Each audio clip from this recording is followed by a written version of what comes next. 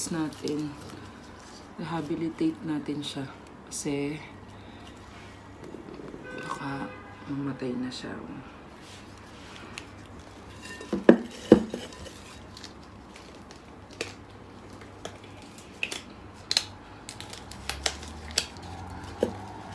First step,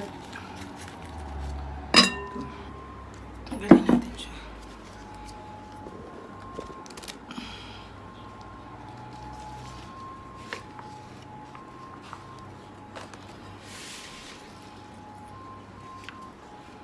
Yan. Overdilig siya, overdilig.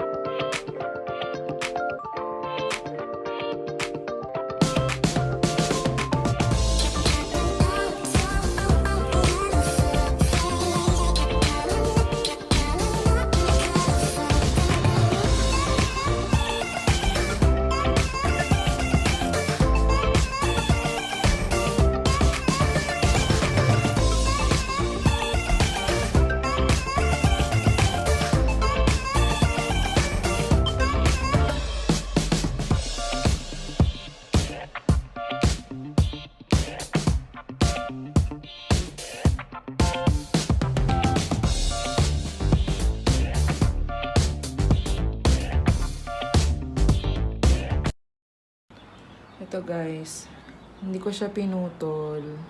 Kasi hintayin ko na lang siyang malaglag ng kusa. Kasi meron siyang maliit na para magbo-bloom siya. So, ayan na ang orchids. Ayan.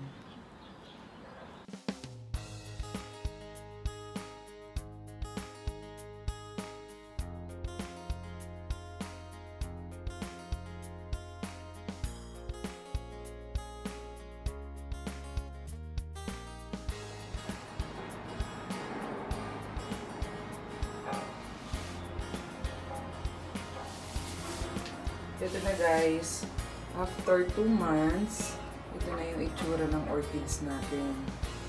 Nalaglag na yung mga tuyong bulaklak, tapos meron na siyang bago. Ayan. Tapos, nagsanga na rin siya dito, tapos mamumulaklak na rin siya. Yan yung orchids na nirehabilitate natin. Maganda na siya, at tinubuan na rin siya ng mga maliliit na dahon. So, ayan na guys, yun ang update para sa orchids rehabilitation natin.